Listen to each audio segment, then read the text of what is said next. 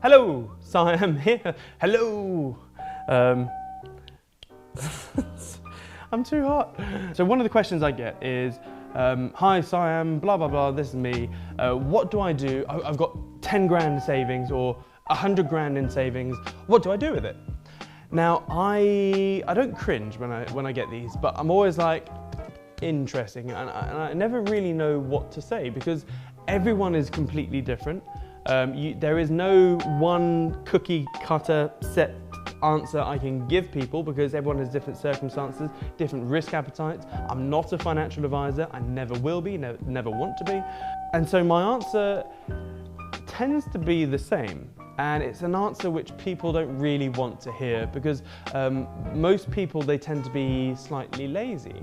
And they want someone to go, yes, put all of it in this stock here, you'll make $1 billion bucks, billion pounds. So the reason my answer is always the same is because one, you need to get yourself into the position that you will never, ever, ever have to ask someone, I've got this chunk of money here, what do I do with it? Because if you go throughout your life, you know, without any financial intelligence or education, and every time you come into some money when Aunt Agatha dies or you win the lottery or something good happens, like you sell a business and every time you get some capital, you go, what should I do with it? At some point, someone's gonna fleece you. I've been fleeced in the past and it's not pretty. It's really, there's so much heartache that comes with it, and especially when it's your hard-earned cash.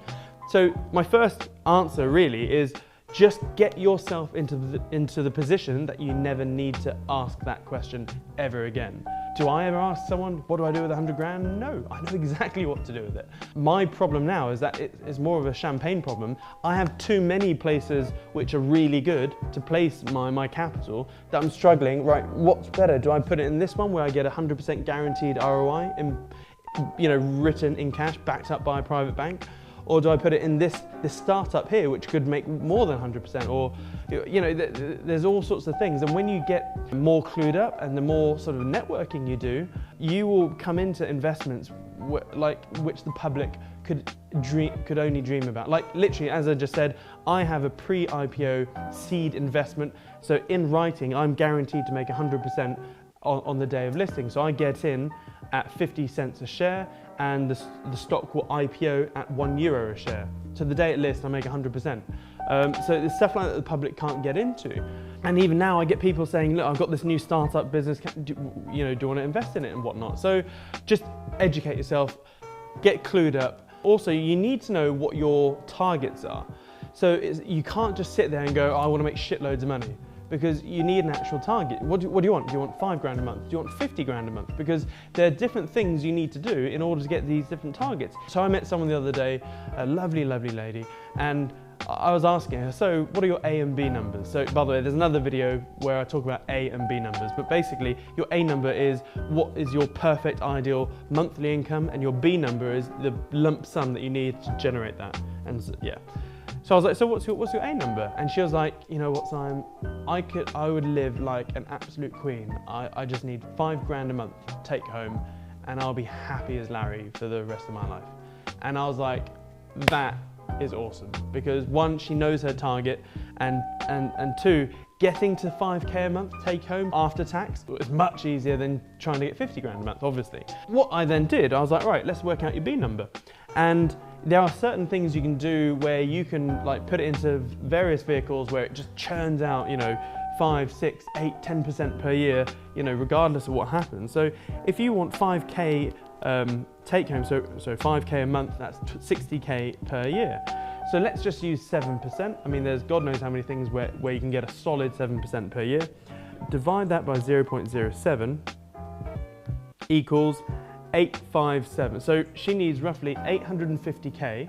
She can then put that into one of these vehicles that churn out 7% per year, and she'll be living on the interest, which is 5K a month.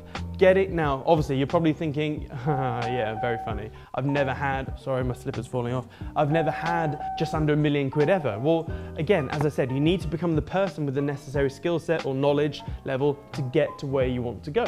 The next question is, how do I call it £1 million? How do I get £1 million? And then what you'll find, to get big lumps of capital pretty fast, the answer nearly is always business.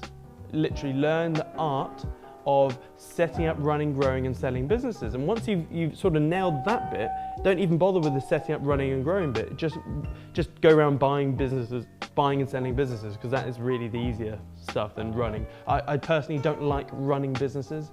There's 2 businesses that I run, but I own a lot more. And I run The Realistic Trader because I freaking love it. I do, because like you Goldies are just awesome. So let's keep this simple. What do I do with 10 grand, 100 grand? Get yourself into the position where you don't need to ask that. So what I'll do is I'll put on the link down here, a really good article that I wrote, blowing my own trumpet there, www.therealistictrader.com/punched in the face. That is the article, /punched in the face. And at the back of that article, there's a whole set of action points, what you need to do. And if you do those action points, you don't need me. Simple as that.